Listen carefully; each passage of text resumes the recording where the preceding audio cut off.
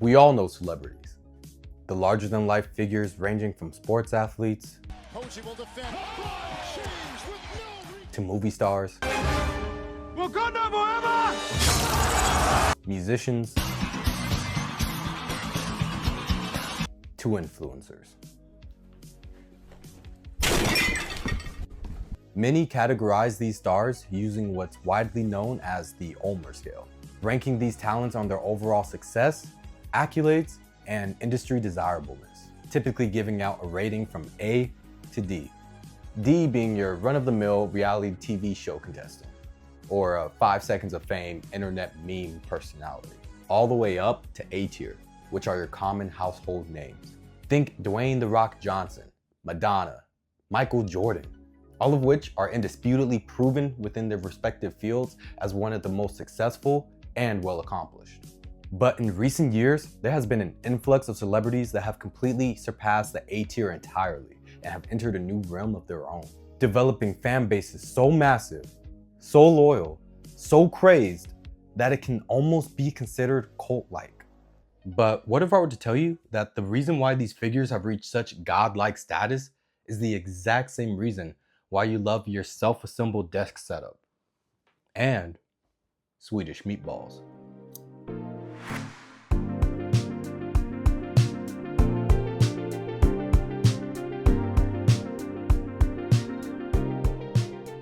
Many of us may recognize IKEA as being the wholesome family furniture department store, where you get lost for hours wandering throughout the food court and the floor plans, looking at various furniture pieces with hard to pronounce Swedish names that you will eventually pay to take home and spend even more countless hours arguing with your significant other about how to assemble.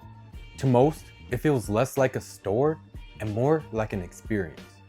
But in reality, it's a place of unbeknownst psychological warfare. See, IKEA strategically hones in on two major factors that are designed specifically to trick your subconscious. First, it begins with their complex floor layout. Anyone that's been in one of their stores knows just how hard it is to find an exit, and that's by no mistake.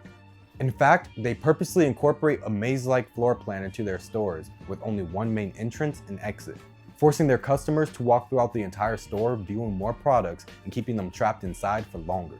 The second strategy involves the products themselves, and the fact that we as consumers are forced to take it and assemble it by ourselves at home. Researchers have shown that people place a disproportionately high value on products that they assemble themselves, even if the product is objectively inferior to its similar pre-assembled counterpart. This same phenomenon is the exact reason why so many people are obsessed with Lego sets, or why your uncle can't let go of that classic hot rod project he's been working on for 20 years, or why putting gibbets on your Crocs make them feel more special. It's no longer just a generic off-the-shelf product. It's your own creation, something you now personally take pride in. But what does all this have to do with celebrities building insane fan bases? The IKEA effect phenomenon is not subjected only to companies and products. In fact, it becomes even more effective when utilized by a direct individual.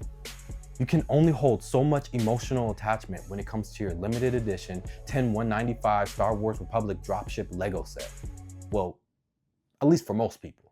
But when it comes to an actual person that you could resonate with and relate to personally, the potential for attachment is endless. Take Tyler, the Creator, for instance. Over the course of his career, he has developed nothing short of a die-hard fan base. But is it simply because his music is just that good? Or is he using the IKEA effect phenomenon to his advantage? Yes, to both questions, but we're gonna focus on the latter for sake of the video. Now, there are albums, then there are concept albums. There are concept albums, then there are concept worlds. When Tyler, the Creator, releases music, he releases a whole new interactive world along with it, completely altering his appearance and personality, fully absorbing himself and his fans into an alternate reality. But it doesn't stop there. For his most recent and renowned album, Chromacopia, Tyler went completely above and beyond using this technique. During the rollout of the album, Tyler hosted $5 live listening parties, where he'd perform 30 minutes of the album, creating a unique fan interactive experience. For the ultimate Tyler, the Creator fan, he dropped tons of subtle Easter eggs in lyrics and visuals. allowing the consumer to put pieces together themselves and feel accomplished for figuring out hidden messages. He then followed all that by encouraging fans to share their personal, raw emotions about the album. And he oftentimes would respond to and/or like their comments, sometimes even going as far as reposting fans' responses on his own story. And when reaction channels were getting flagged for copyright infringement for using his music, he oftentimes lifted their strikes, allowing free use of his materials for creative expression. Through all of this, Tyler allows his fans to truly connect to the art. And in turn, he as an artist connect to the connections of his fans. And he doesn't just do all this once, but by keeping this world alive for months, even a year, he's able to keep his audience engaged. I'm still promoting my album that came out in June. It's a year out and I'm still out here like, call me if you get lost, like, Suddenly, Tyler is no longer some larger than life celebrity. You feel as if you know him personally. Tyler even says himself that the stories in this album are so vulnerable to him that he has to wear the mask just so he could be able to tell them. This helps the audience feel as if they're getting some sort of a exclusive look into his life. Because of all of this, Tyler the Creator's fans no longer feel as if they're an audience, but, no pun intended, co-creators of a world that they helped build. Yet, he's not the only one that's cracked this cheat code and used it to build the ultimate fan base. There's another similar success story that has brought one man from the absolute bottom of the trenches to the highest level of influence.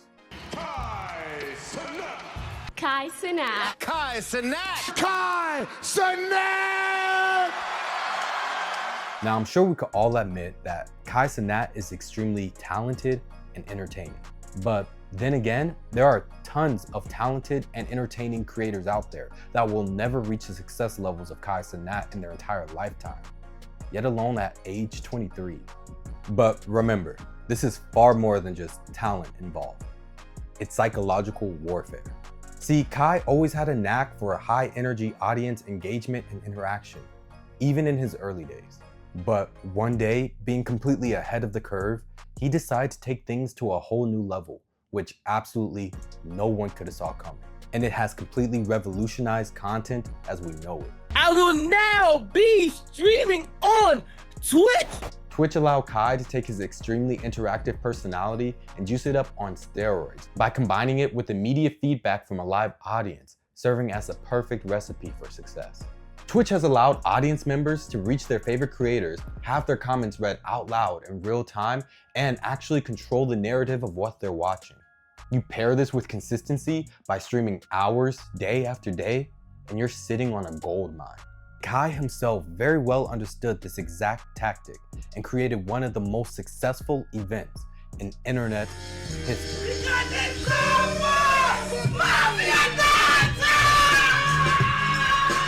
Perfectly combining prolonged consumer exposure with the sense of audience control, Mafia-thon, along with other streaming marathons hosted by Cenat, has broken internet records. There is absolutely no greater example of the IKEA effect than this.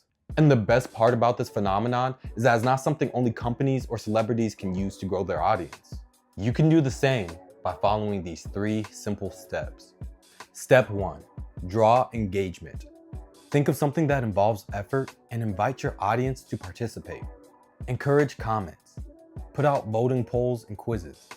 Drop Easter eggs. Make yourself vulnerable. And accept others' vulnerability. The best marketing is marketing that doesn't feel like marketing. It makes you feel that you're a part of it. Step 2, credit your audience. After your audience engages with you, don't just leave them out to rot. Respond with thank yous, reposts, shout outs, and credit when they have an impact on your results. Build the sense of community with them through acknowledgement and praise. Step 3, stay consistent. Keep them trapped on your floor plan as long as possible, but don't rush the process. Always provide your audience with quality. And remember, you're no longer a solo act. You are a community. I hope you found something in this video helpful. It's been your friendly neighborhood Jamal. Peace.